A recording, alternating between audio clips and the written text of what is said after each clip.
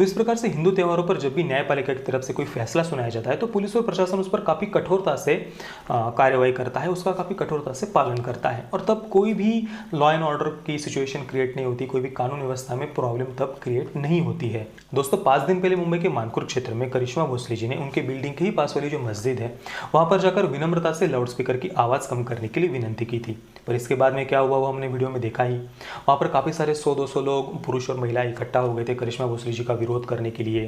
करिश्मा भोसले जी के ही साथ में उन्हें काफ़ी अभद्रता से व्यवहार वगैरह वहाँ पर किया गया, उनके साथ में झगड़ा किया गया, और करिश्मा भोसले जी पर ही ये आरोप लगाया गया कि उन्होंने कुछ मारने वगैरह की धमकी वहाँ पर दी थी। अब देखिए, ये कितने आश्चर्य की बात है कि एक बच्ची वहाँ पर किसी को कैसे मारने की धमकी दे सकती है, तो मैं सच में समझ नहीं पाया। इसके बाद में वहाँ पर पुलिस आती है और वे दोनों ही पक्षों को अलग करते हैं और करिश्मा भोसले जी को जितना हो सके वे उस क्षेत्र से दूर ले जाने की कोशिश करते हैं। इसके बाद में वहाँ के जो लोकल एमएलए हैं अबू आज़मी, वे करिश्मा भोसले जी को ये कहते हैं कि अगर उन्हें अजान से कुछ तकलीफ हो तो उस क्षेत्र को छोड़कर वे चले जाएं। अब जिन्हें हम जनता का सेवक कहते हैं, जिनका कर्तव्य है जनता की सेवा करना, उनके द्वारा ही इस प्रकार का जवाब मिलना, उत्तर मिलना, ये कितना ज़्यादा दुखद है आप देखिए। इसके बाद में वहाँ के जो हिंदू युवा वाहिनी और बजरंग दल के कार्यकर्ता हैं, वे करिश्मा भोसले जी से जाकर मिले, उन्हें सुरक्षा देने का वचन उन्होंने दिया। साथ में ही बीजेपी के जो नेता है वहाँ के किरीट सोमैया जी, वे भी करिश्मा भोसले जी से जाकर मिले। तो ये बहुत अच्छी बात है कि इन सब ने जाकर करिश्मा भोसले जी का वहाँ पर ढाढ़स बंधाया। और सच में ये कोई छोटी बात नहीं है करिश्मा भोसले जी का इस प्रकार से अकेले वहाँ पर जाकर विनंती करना लाउडस्पीकर की आवाज़ कम करने के लिए, क्योंकि इससे कुछ भी हो सकता था। करिश्मा भोसले जी ने ये जो हिम्मत दिखाई है इसके लिए सच में उनको दिल से सैल्यूट है। और ये बात मैं नहीं कह रहा कि कुछ भी हो सकता था, ये खुद पुलिस ने ये बात कही है। करिश्मा भोसले जी को ही उन्होंने कल ये नोटिस भेजी है कि इस प्रकार से अगर आपको कुछ तकलीफ थी तो पुलिस स्टेशन में आकर आपको कंप्लेंट करवानी चाहिए थी। ऐसे जो आप ये अकेले वहाँ पर जाकर, खुद से जाकर जो मस्जिद में आपने विनंती की है लाउडस्पीकर की आवाज़ कम करने के लिए, इससे कुछ भी हो सकता था, लॉ एंड ऑर्डर की, कानून व्यवस्था की काफ़ी सारी प्रॉब्लम क्रिएट हो सकती थी। ये बात खुद पुलिस ने कही है। और अगर आगे से कुछ ऐसा होता है तो करिश्मा भोसले जी पर एफआईआर दर्ज करवा के उन पर कानूनी कार्रवाई भी हो सकती है, ये बात खुद पुलिस ने कही है। इसके बाद में सोशल मीडिया पर काफ़ी आलोचना भी हुई। मुंबई पुलिस ने ये जो नोटिस भेजी है करिश्मा भोसले जी को इस बात की। अब देखिए, जहाँ तक बात है लाउडस्पीकर पर अजान देने की, तो पिछले साल इलाहाबाद हाईकोर्ट ने खुद लाउडस्पीकर पर अजान देने पर बैन लगाया हुआ है। और केवल इलाहाबाद हाईकोर्ट ने ही नहीं, 2014 में बॉम्बे हाईकोर्ट ने खुद ये फैसला सुनाते हुए कहा था कि जितनी भी अवैध लाउडस्पीकर है उनको हटाया जाए। ये खुद बॉम्बे हाईकोर्ट ने 2014 में ही ये फैसला सुनाया हुआ है। अब देखिए, 2014 में बॉम्बे हाईकोर्ट ने जो अवैध लाउडस्पीकर हटाने का फैसला सुनाया था, इस पर क्या कार्रवाई हुई है ये पूछते हुए काफ़ी सारे आरटीआई फाइल किए गए थे 2016-17 में। इस पर मुंबई पुलिस ने जवाब देते हुए कहा था कि इस प्रकार से अवैध लाउडस्पीकर्स पर कार्रवाई अगर की जाती है तो इससे लॉ एंड ऑर्डर की, कानून व्यवस्था की प्रॉब्लम क्रिएट हो सकती है।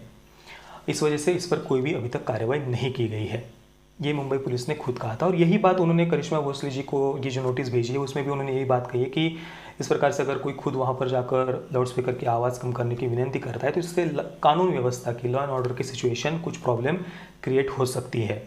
अब देखिए दोस्तों, जहाँ तक बात है ध्वनि प्रदूषण की, तो हर एक नागरिक का ये अधिकार है कि अगर उसे किसी भी प्रकार से जोर से भी आवाज़ से तकलीफ होती है तो वो पुलिस को उस बारे में कंप्लेन कर सकता है। और पुलिस और प्रशासन का ये कर्तव्य है कि अगर कोई भी बिना परमिशन के जोर से लाउडस्पीकर बजा रहा हो, डीजे बजा रहा हो, या फिर किसी भी प्रकार से जोर से आवाज़ कर रहा हो, तो पुलिस और प्रशासन का ये कर्तव्य है कि वो उन पर कार्रवाई करे। और हमारे देश में ऐसे कई सारे क्षेत्र हैं जहाँ पर लाउडस्पीकर ही नहीं तो जोर से हॉर्न बजाने पर भी पाबंदी होती है। जैसे कि कोई हॉस्पिटल का क्षेत्र हो या कोई स्कूल का क्षेत्र हो, तो वहाँ पर अगर कोई जोर से आवाज़ करता है, जोर से हॉर्न बजाता है, तो उस पर भी कार्रवाई हो सकती है।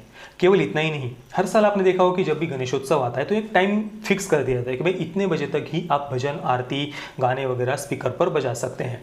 उसके बाद में अगर कोई भी ज़ोर से आवाज़ करता है और कोई भी कंप्लेंट करता है पड़ोसी, तो उस जो मित्र मंडल है जिन्होंने वो गणेश जी को बिठाया है, वहाँ पर उस कार्यक्रम का आयोजन किया है, तो उन पर पुलिस तुरंत आकर वहाँ पर कार्रवाई करती है। तो एक टाइम पीरियड इस प्रकार से गणेशोत्सव पर भी फिक्स किया जाता है। कोई भी मूर्ति विसर्जन का कार्यक्रम हो, नवरात्रि का कार्यक्रम हो, देवी की मूर्ति विसर्जन का कार्यक्रम हो, कोई भी इस प्रकार से कार्यक्रम हो, तो उसके लिए पहले पुलिस से परमिशन लेनी पड़ती है और एक स्पेसिफिक टाइम पीरियड उनको फिक्स करके दिया जाता है कि इस समय ही आप इस प्रकार से ये गाने, भजन, कीर्तन वगैरह कर सकते हैं।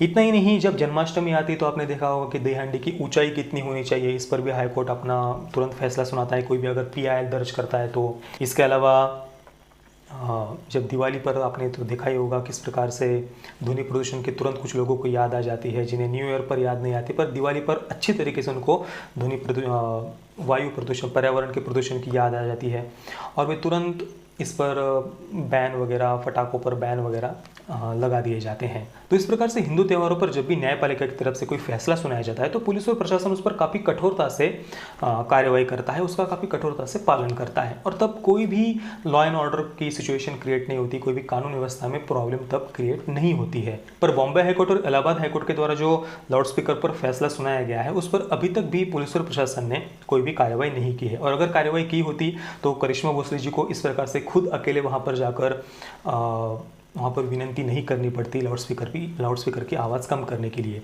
और मेरे ख्याल से पुलिस को खुद होकर करिश्मा भोसले जी की कंप्लेंट दर्ज करवा लेनी चाहिए थी। मतलब करिश्मा भोसले जी को नोटिस भेजने की बजाय करिश्मा भोसले जी की जो प्रॉब्लम थी उस पर पुलिस को कंप्लेंट दर्ज कर लेनी चाहिए थी कि भाई उन्हें ध्वनि प्रदूषण से, इस प्रकार से लाउड स्पीकर से प्रॉब्लम हो रही है और पुलिस को खुद वहाँ पर जाकर उस पर कार्रवाई करनी चाहिए थी, लाउड स्पीकर की आवाज़ कम करवा देनी चाहिए थी, क्योंकि हाईकोर्ट का, न्याय व्यवस्था का भी इसी प्रकार का आदेश है। पर दोस्तों यहाँ पर केवल पुलिस को दोष देकर भी कोई फायदा नहीं है, यानी पुलिस की भी क्या गलती आप ही बताइए। उन्होंने जो बात कही है कि भाई लॉ एंड ऑर्डर की सिचुएशन क्रिएट हो सकती है, कुछ कानून व्यवस्था में प्रॉब्लम आ सकती है, तो ये बात उन्होंने कुछ गलत तो नहीं कही है। अभी आप खुद ही देखिए, सीए विरोध के नाम पर जब पूरे देश को जलाया गया था तब हमने कई सारे वीडियोज़ देखे ना। मतलब अहमदाबाद में देखिए किस प्रकार से कुछ पुलिस वालों को कई सारे लोगों ने, सैकड़ों लोगों ने घेर कर ऐसे पत्थर फेंक कर कैसे उन पर हमले किए गए थे। या दिल्ली में आप देखिए रतनलाल जी को कैसे कई सारे लोगों ने घेर कर उन पर पत्थर फेंके, या अंकित शर्मा जी जो आईबी के ऑफिसर थे उन पर 400 बार चाकू से वार किया गया। ऐसे कई सारे वीडियोज़ हमने जगह जगह से देश भर में देखे। तो पुलिस ने जो बात कही है लॉ एंड ऑर्डर की, तो वो कुछ उन्होंने गलत तो नहीं कही है। प्रशासन का भी उनको एक पूर्ण रूप से सहयोग होना चाहिए ना। अब देखिए उत्तर प्रदेश में योगी जी का शासन है, उन्होंने पूर्ण रूप से एक जो इस प्रकार से एक प्रशासन कैसे होना चाहिए, कानून व्यवस्था को कैसे नियंत्रित किया जाता है, ये योगी जी ने बहुत बढ़िया तरीके से दिखा दिया है और वहाँ पर देखिए कोई भी किसी भी प्रकार से दंगा नहीं कर पाया। तो ये एक पुलिस को, प्रशासन का भी सहयोग होना बहुत ज़्यादा आवश्यक होता है। तो केवल उनको दोष देकर कोई फ़ायदा नहीं है, वे भी दिन रात हमारे लिए, हमारी सुरक्षा के लिए लगे हुए हैं। तो हमें पुलिस का बिल्कुल दिल से सम्मान करना चाहिए।